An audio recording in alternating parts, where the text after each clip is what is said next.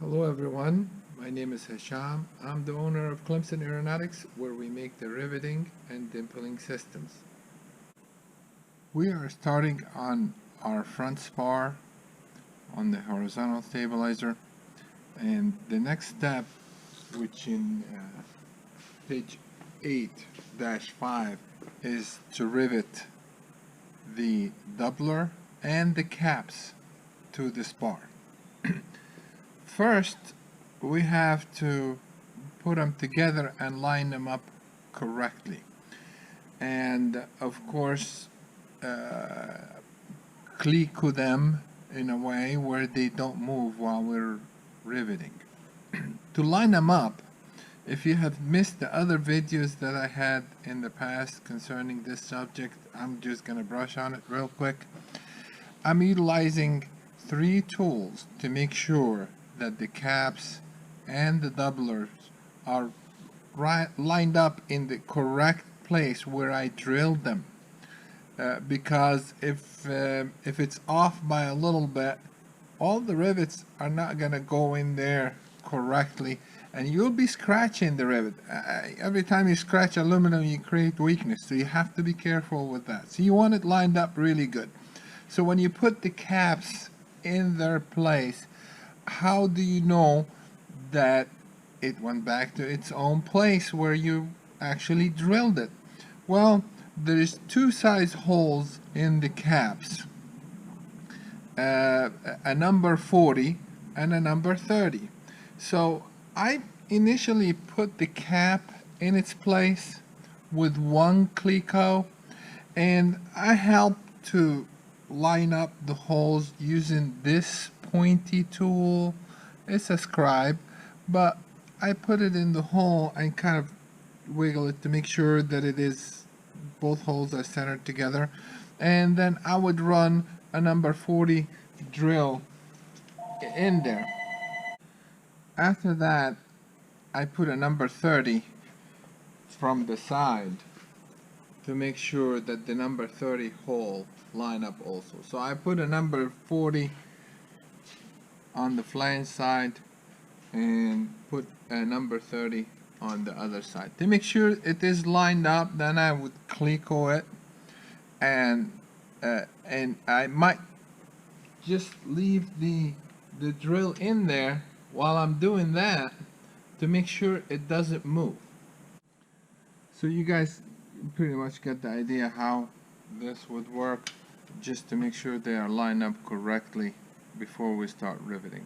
Now, there is a lot of different kinds of rivets that's going in place right now, so I needed to organize them where I don't mix them up. I have the bag for only 1 size rivet, which is a -4-6 rivet flathead, a 426-4-6 rivet. And in this setup that we have right now, we have 6 of them in the middle, and this is what I'm gonna be riveting first. I already clicoed everything in place, so once I clico these, I have assured that the doubler and the spar are bonded together and where they're not gonna move. The next thing will be the caps.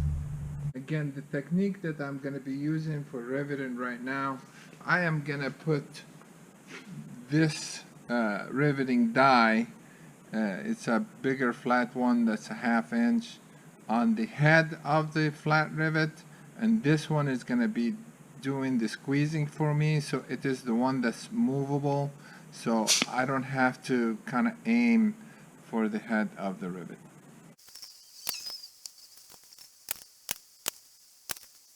Now there is a few flat head screw that's a -7. I'm gonna go ahead and rivet those now.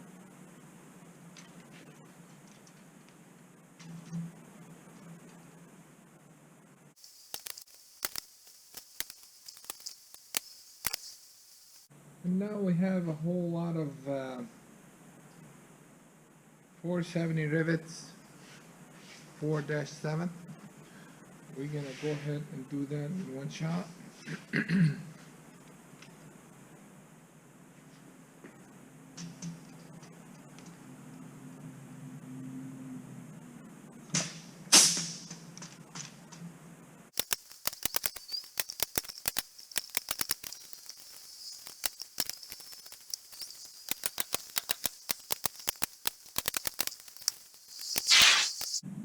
And now all I'm doing is I'm just checking. This is what it looks like. It worked out really well, and I'm just gonna review and check just in case if I riveted the wrong hole or something, or put a wrong size there. Although I know for a fact I put the correct size rivets in all of them, because I kind of separated them and everything. So I'll check all of that, and we'll see what we're gonna do next. And now there is a few that's 470-4-6s that I have not done, so we'll go ahead and complete that. But I need to remove these clecos first.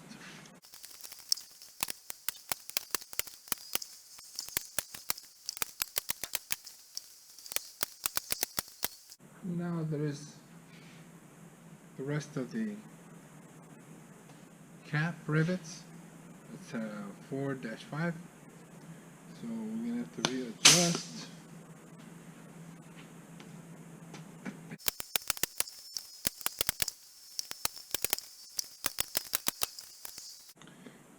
I did not mark those holes with tape.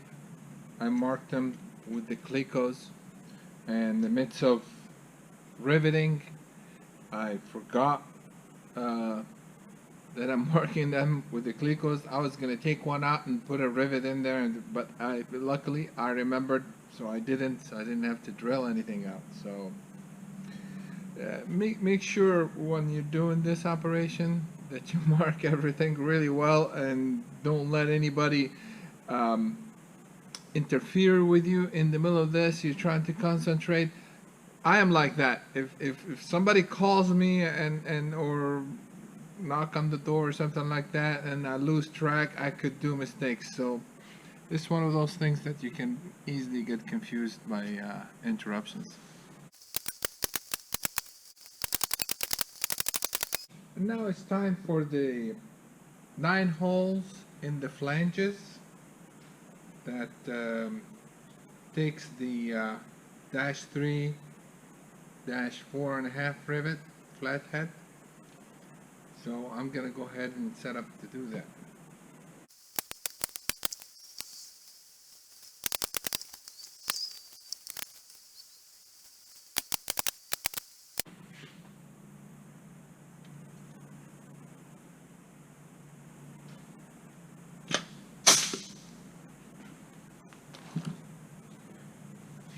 And I believe that this is it.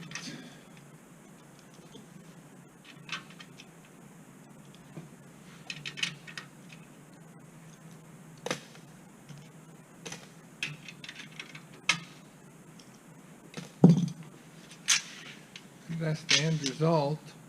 And what happened that I put the clecos where we're not supposed to rivet, where the revs is going to be riveted to. So this will be it for today. Thank you very much for watching, and we'll see you next time.